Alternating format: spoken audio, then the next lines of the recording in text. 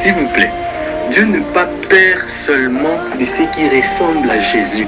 Dieu est d'abord Père de ceux qui ont Jésus.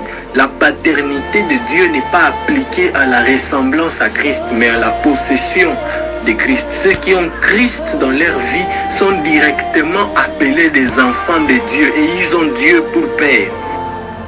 Prenons par exemple une fonction ou une action. Premièrement, c'est la prière. Jésus dit, quand vous priez, dites notre Père. La prière est un fait qui engage ceux qui ont Jésus. Ça veut dire, ne refusez pas à quelqu'un de prier parce que sa vie ne ressemble pas à la vie de Christ. Ne dites pas à quelqu'un parce qu'il vous a énervé qu'il n'a pas le droit de prier. La prière est une activité qui engage la paternité de Dieu. Ça veut dire ceux qui ont Jésus avant même de le ressembler. Ça fait que toutes les actions qui engagent Dieu en tant que Père, Dieu les accomplit pour ceux qui ont Jésus, pas pour ceux qui les ressemblent d'abord. C'est ainsi que dans la prière de notre Père, la Bible fait précéder la demande avant la repentance. La Bible dit, donne-nous notre pain quotidien et puis pardonne-nous nos offenses. Parce que le donner dépend de la paternité. Or, la paternité dépend de ceux qui s'expriment sur ceux qui possèdent Jésus en eux, pas sur ceux dont leur vie ressemble.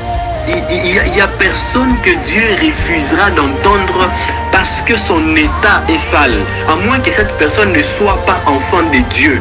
Parce que la prière engage le Père et l'enfant, pas le Père et l'état de l'enfant. C'est sûr, vous direz que la prière d'un pécheur est un bruit aux oreilles de l'Éternel. Mais la Bible dit dans Deutéronome, Dieu entendit le bruit des enfants d'Israël. C'est bruit quand il n'est pas enfant de Dieu. Du moment où il est enfant de Dieu, même si son état ne... Une seconde chose, c'est les temples. Le temple, Christ appelle ça la maison de son Père. Le temple est la maison de ceux qui possèdent le Fils, pas de ceux qui ressemblent au Fils. C'est quoi cette chrétienté où on refuse l'accès aux gens? On refuse l'accès dans le temple parce qu'on n'est pas bien habillé, parce que l'habit n'est pas conforme.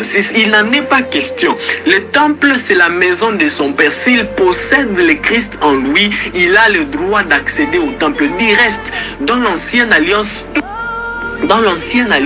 tout le monde, tout Israélite avait droit au parvis. Tout celui qui était enfant d'Israël avait accès au parvis. D'ailleurs, pour apporter son offrande, il fallait qu'il entre avec dans le parvis. Ce n'est pas biblique lorsque vous refusez à quelqu'un l'accès dans le temple à cause de son accoutrement, à cause de sa présentation extérieure. C'est la maison de son Père. Dieu est Père de ceux qui ont le Fils, pas de ceux dont leur vie ressemble à la vie du Fils.